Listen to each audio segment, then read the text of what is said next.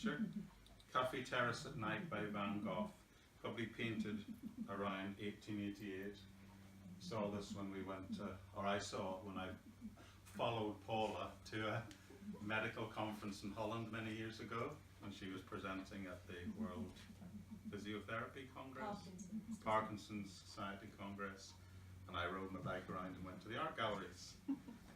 So for many, this Café Terrace at Night is one of Van Gogh's most famous paintings. If you look at the painting, like most, you'll probably see a fairly ordinary, unremarkable scene, albeit one painted with the artist's very famous trademark, very bright, strong, vivid colours. What you may not know is that many believe this picture is actually a portrayal of the Last Supper. So what's the evidence that suggests that? Well, first of all, remember that Van Gogh himself was the son of a Protestant Reformed minister, a man who was clearly troubled, probably by what we would today call mental illness, but yet still had a sincere faith.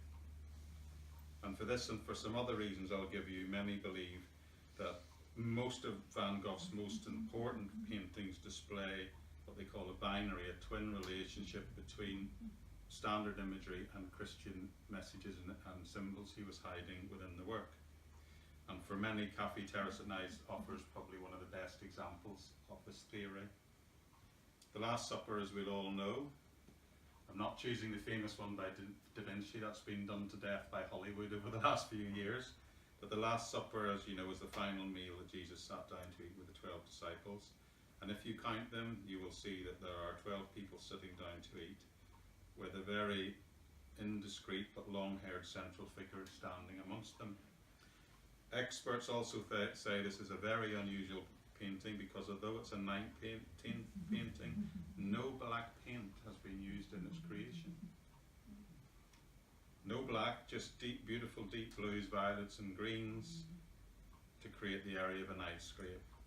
Is that all a coincidence? Maybe. Are we reading too much into it? Maybe, but it's interesting, isn't it? Some also suggest that the composition of the 12 diners set within a yellow background is a suggestion of a halo, which was a standard thing when portraying Christ in art for centuries. Experts also have pointed out a number of hidden crosses in the painting, 13 in total. I can't find them, I can see a few.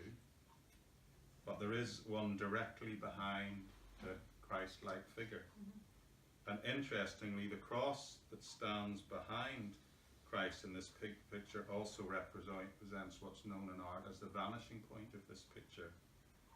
So is this truly Van Gogh's artistic expression in the way he did of the Last Supper? I'll leave you to decide from there.